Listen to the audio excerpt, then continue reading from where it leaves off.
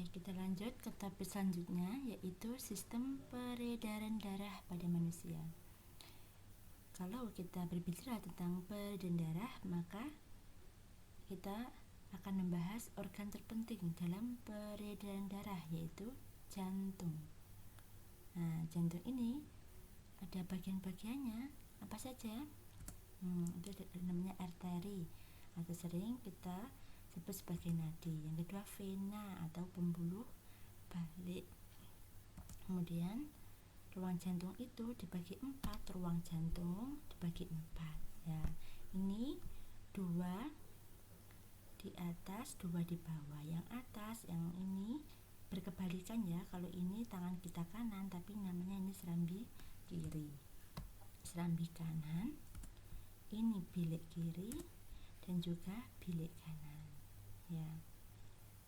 Darah itu mengalir di tubuh kita itu karena dipompa oleh jantung ini, dan mengalirnya itu nggak mengalir sembarangan, tapi melalui sebuah saluran, namanya yaitu pembuluh darah. Makanya badan darah manusia ini disebut badan darah tertutup karena mengalirnya di dalam pembuluh darah. Masya Allah ya, kalau kita ukur itu mungkin pembuluh darah yang di dalam tubuh kita itu bisa sepanjang lapangan golf. Masya Allah, itu bentuk dari Allah yang Maha Pencipta. Makanya kita harus bersyukur karena Allah sudah memberikan jantung dan juga pembuluh darah ini sehingga kita bisa hidup. Jantung teman-teman tidak pernah berhenti untuk berdetak. Sekalipun kita tidur, maka jantung ini terus berdetak memompa darah ke tubuh kita. Masya Allah, seperti itu ya. Lanjut fungsi-fungsinya. Pembuluh darah itu ada 2 kan, ada arteri dan juga vena.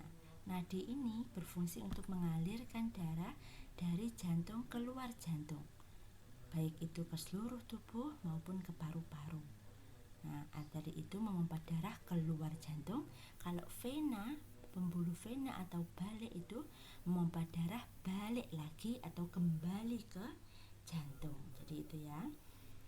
Lanjut ke serambi kiri. Serambi kiri ini memompa darah ke bawahnya. Nah, kalau serambi kiri berarti memompa darah ke bilik kiri. Kalau serambi kanan memompa darah ke bilik kanan. Nah, itu ingat-ingat ya. Berarti darah itu yang dari atas itu maka dia turun ke bawah. Terus lanjut, bilik kiri ini memompa darah kemana? Bilik kiri ini memompa darah ke seluruh tubuh. Kalau bilik kanan ini memompa darah ke paru-paru. Coba kalian lihat dinding bilik ini, kira-kira tebalan mana antara bilik kiri dan juga bilik kanan? Tebal ya, bilik kiri, karena kerja bilik kiri ini lebih berat. Dia harus memompa darah ke seluruh tubuh, sedangkan bilik kanan ini memompa darah ke paru-paru. Pun demikian, kita bisa lihat serambi sama bilik, maka dindingnya pun juga lebih tebal bilik karena kerjanya lebih berat bilik daripada serambi ya. Bisa dipahami? Lanjut. Nah, Masya Allah, ini adalah sistem peredaran darah pada manusia. Kalian harus memahaminya. Ini tadi adalah jantung, ada 4 ruang ya. Yang atas ini tadi apa namanya, serambi kiri, bilik kiri. Ini serambi kanan, bilik kanan. Maksudnya kalian paham nggak kenapa kok darahnya ini ada yang berwarna merah, ada yang berwarna biru? Nah, ini menunjukkan bahwa darah yang berwarna merah ini ada darah bersih. Apa maksud darah bersih? Darah bersih darah yang kaya oksigen. Nah, tadi kan ketika bernapas, alveolus itu kan pertukaran ya, dari oksigen diserap ke pembuluh darah, kemudian karbonnya kita hembuskan keluar ya. Kemudian ya inilah, sedangkan darah kotor itu darah yang mengandung karbon dioksida. Jadi di mana saja bagian darah di dalam jantung ini, bagian jantung apa saja yang mengandung darah bersih berarti ada di serambi kiri dan juga bilik kiri. Yang darah kotor serambi kanan dan bilik kanan. Nah, seperti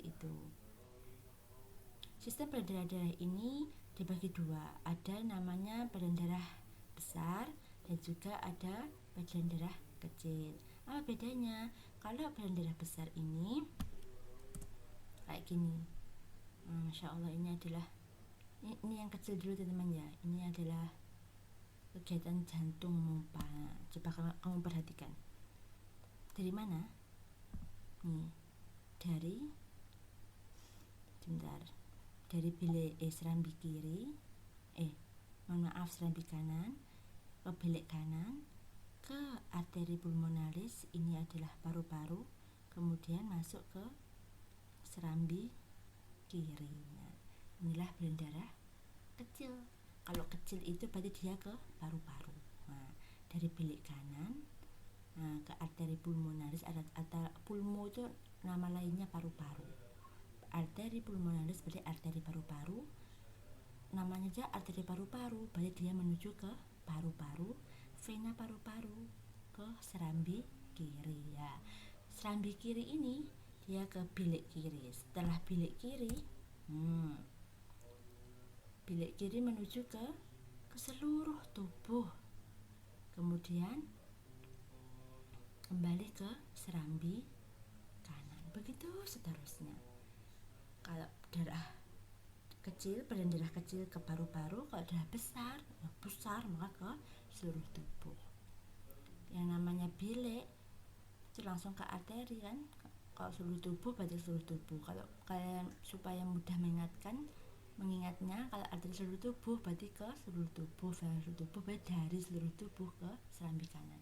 Bilik kiri, seluruh tubuh, serambi kanan.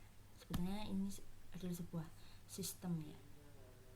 Nah, sebuah sistem yang berkelanjutan terus kayak ini, serambi bilik kanan, paru-paru, serambi kiri, bilik kiri, seluruh tubuh, serambi kanan, bilik kanan. Nah, begitu seterusnya. Ini dipecah saja. Oke, baik teman-teman. Sama kayak ini tadi loh. Darah kan mengalir dari mana nih? Dari serambi kiri, dari bilik serambi kiri dipompa ke bilik kiri, ini darah bersih karena ke seluruh tubuh ya, dialirkan ke seluruh tubuh, ini bersih. Di seluruh tubuh ini ada tadi pembakaran tadi menghasilkan karbon dioksida. Nah, masuk ke serambi kanan, ini sudah darah kotor. Serambi kanan masuk ke bilik kanan, ini kotor, dipompa ke paru-paru, ini kotor. Setelah di paru-paru jadi pertukaran, bersih lagi. Jadi yang bagian apa saja yang darah bersih, berarti darah bersih itu di serambi mana? Serambi kiri, bilik kiri, arteri tubuh. Nah, kalau darah kotor, serambi vena seluruh tubuh, serambi kanan, bilik kanan, arteri pulmonalis ya. Sudah paham teman-teman ya? Ya, itu sedikit pengulangan dari Ustazah. Jika ada pertanyaan boleh chat ke Ustazah. Mohon maaf jika sudah ada salah. Kita bersyukur kepada Allah karena sudah dianugerahi sistem yang rumit, yang bekerjanya sangat terstruktur, dan ini tidak mungkin terjadi karena sebuah kebetulan, tapi benar-benar ini diciptakan oleh yang maha pencipta, yaitu Allah Subhanahu wa Ta'ala. Jadi salah anggapan bahwa manusia itu terlahir secara kebetulan, bahwa kita ini manusia pasti ada yang menciptakan, karena Masya Allah tubuh kita itu begitu rumit dan begitu terstruktur dengan baiknya. Siapa coba yang membuat kalau tidak ada yang menciptakan? Gak mungkin kan, begitu rumitnya, begitu baiknya kerjanya itu terjadi karena kebetulan saja ya. Jadi kita percaya bahwa kita diciptakan oleh suatu zat, yaitu Allah Subhanahu wa Ta'ala yang maha pencipta, dan kita bertugas untuk bersyukur dengan cara apa? Dengan cara menjaga kesehatan sistem pernapasan dan pencernaan. Say alhamdulillah sama-sama. Alhamdulillahirabbil alamin. Istighfar, astaghfirullahaladzim. Subhanakallahumma hamdika Asyhadu an la ilaha illa anta astaghfiruka wa atubu ilaik. Assalamualaikum warahmatullahi wabarakatuh.